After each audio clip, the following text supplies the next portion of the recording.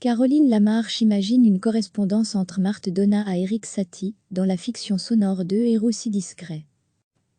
À l'occasion du festival MUSIQ3, la chaîne classique et le département fiction de la RTBF ont commandé à des auteurs.es une fiction sur le thème des héros. À podcaster sur le site.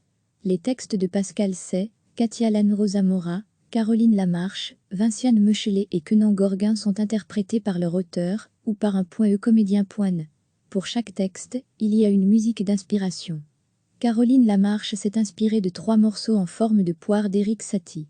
Caroline Lamarche raconte l'histoire de 2 héros si discrets, Erik Satie et Marthe Donat. Le pianiste et compositeur français et la peintre belge, pionnière de l'abstraction, se sont croisés à Montmartre dans la période de l'avant-garde. Une correspondance imaginaire entre Marthe Donat et Satie en 1925. Portrait d'une femme aussi douée, aussi géniale, aussi déterminée, mais que son statut et son isolement dans un monde dominé par les hommes réduit à l'impuissance, ou du moins à voir son œuvre négligée. Caroline Lamarche imagine une lettre que Marthe Donat aurait adressée à Satie le jour où elle aurait appris sa mort.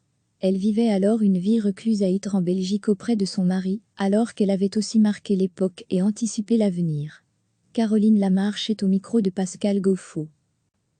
À l'occasion du festival MUSIQ3, la chaîne classique et le département fiction de la RTBF ont commandé à des auteurs.es une fiction sur le thème des héros. À podcaster sur le site. Les textes de Pascal Say, Katia Lanrosa Mora, Caroline Lamarche, Vinciane Mechelet et Kenan Gorguin sont interprétés par leur auteur ou par un comédien. Pour chaque texte, il y a une musique d'inspiration.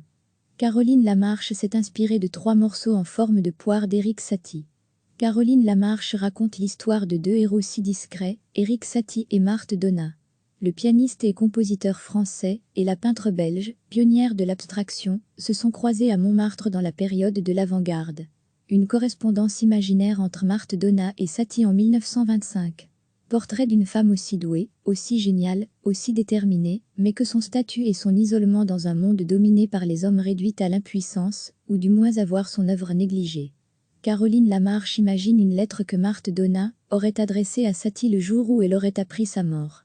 Elle vivait alors une vie recluse à Ytre en Belgique auprès de son mari, alors qu'elle avait aussi marqué l'époque et anticipé l'avenir. Caroline Lamarche est au micro de Pascal Gauffaut.